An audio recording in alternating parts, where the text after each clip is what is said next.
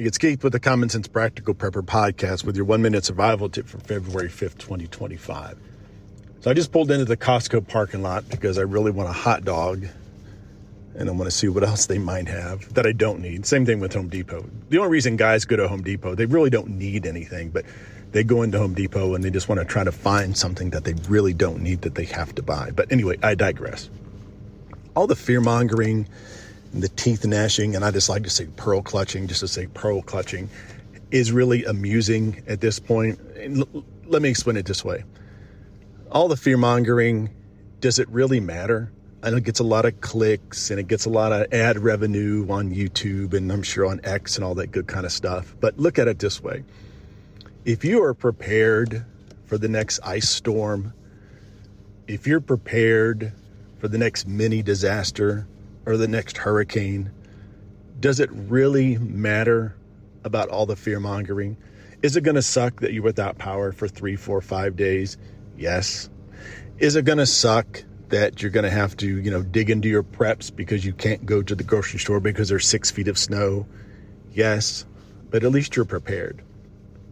I look at all of these situations, all of the things that people are talking about, and I go back to one of my podcasts several years ago, and I'll link it if I have a chance to go back and pull it out of the library.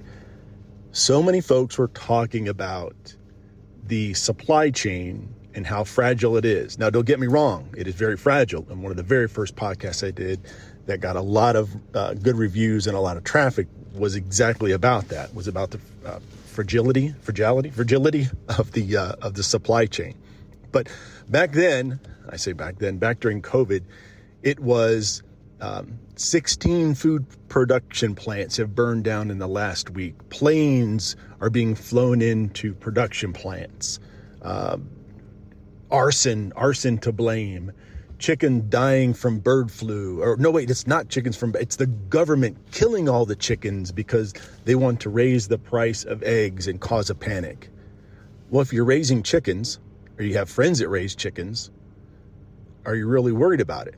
If you're prepared, even with all the fear mongering, you don't need to worry about it. Let everybody else freak out about the things that they are not able to control. And again, for the 15th billionth time, we can only control what we can control. Only worry about the things you can control. And then once you're done worrying about them, mitigate, get a plan. So that's one less thing you have to be concerned about.